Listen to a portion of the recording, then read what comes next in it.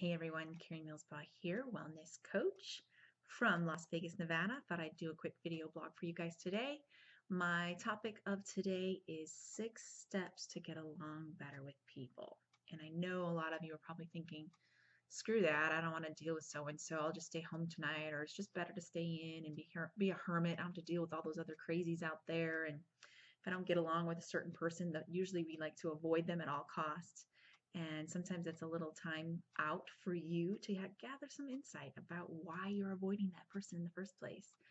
What is it about them that you don't like? Maybe it's something that you see in yourself that you don't like too much, and that person's constantly reminding you of those areas of darkness that you don't like about yourself. So, with that being said, I encourage you to read the Dark Side of the Light Chasers from Debbie Ford. That's The Dark Side of the Light Chasers by Debbie Ford. She talks about shadows in that type of instance where maybe certain people in your life tend to be that darkness that you don't like about yourself, and it's a constant reminder and it makes you want to run.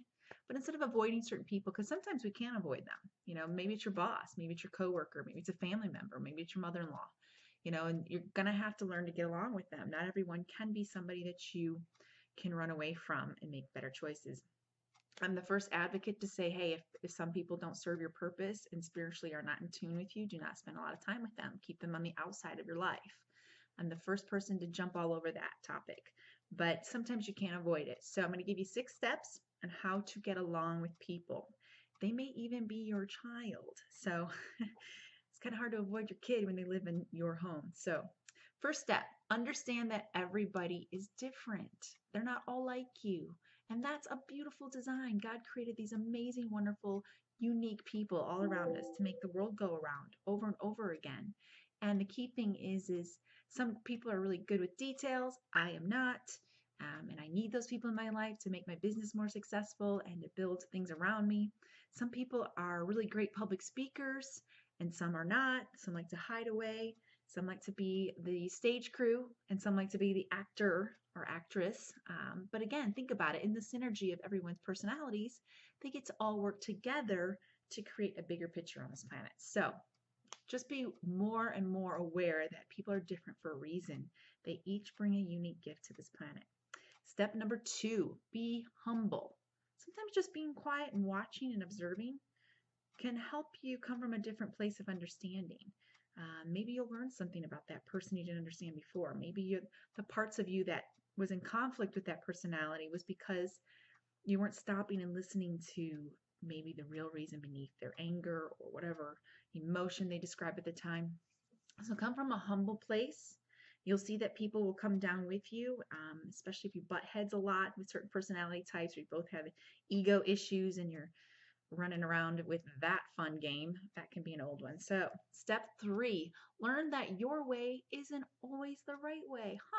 That one's kind of with the humble type of mindset. Your way isn't always the right way. I had to really think about this one because everyone thinks they're right, right? So, I felt I've eaten some humble pie. Let's go back to number 2. Sometimes you can avoid that part if you stop and listen for a minute and go, oh, crap. Nothing's worse than when you realize you weren't right, or someone throws it in your mindset or throws it into your face, kind of the stats and the statistics that what you thought was right isn't really right. So be okay with that. Come from a level of, okay, I may not be right. I don't know why I believe this way. There might be a reason behind it, and be okay with that. And that will help you get along with others as well. Number 4, stop trying to change people. Now, this one's a tough one for me. I'm a coach. That's what I do. I change people for the better, but I don't force them to change. They have to want to change. I will lead and inspire them to new growth, to unlimited thinking. Nothing's better than that. But if a person doesn't want to change, you barking at them all day and yelling at them and telling them all the things that are wrong about them isn't going to make it any better. In fact, they're going to not want to be around you anymore either, especially if it's not coming from a place of love. So stop trying to change everyone. Start with you. Start with changing you and watch your world around you change and evolve. That's a beautiful thing. Number 5, give this criticism sparingly and encourage one another. You'd be amazed at how many people all of a sudden want to be your friend when you're giving them great praise, love, adoration. Who doesn't want to be around somebody that's inspiring and uplifting and encouraging? So, by all means, don't criticize. Use that very sparingly. And if you do need to, make it again come from a place of love where you are coming from a source of this is the areas of life I love about you. This is the part you need to work on. If you could just tweak it, it'd be great. And then end again in a positive side of, again, I love this about you. So just use it and come from a place of love and understanding and empathy. If you do need to help someone out, again, just watch your criticism and up the encouragement. You'll be surprised at how many people want to be around you and how much more fun it is to be around them too. When you kind of when you give love, you receive love. It's a great circle effect. Last but not least, number 6, mind your own business. I know, gossip, all those horrible things.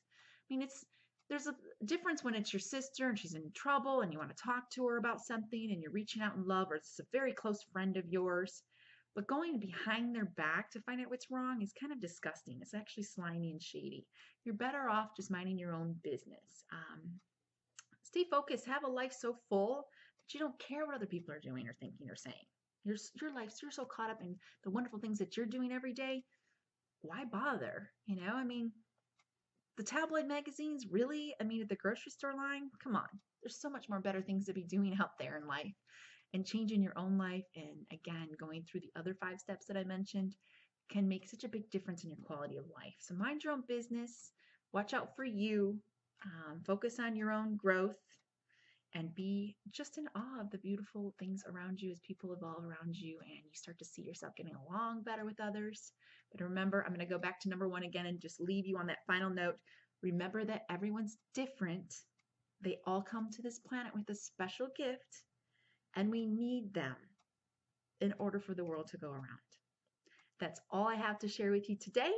Thank you so much for spending some time with me, and think of these 6 simple steps as you go out into your workplace, in your environment, school meeting, out and kiss your husband, whatever you need to do, and come from a place of love and understanding. And I promise your world will just get brighter.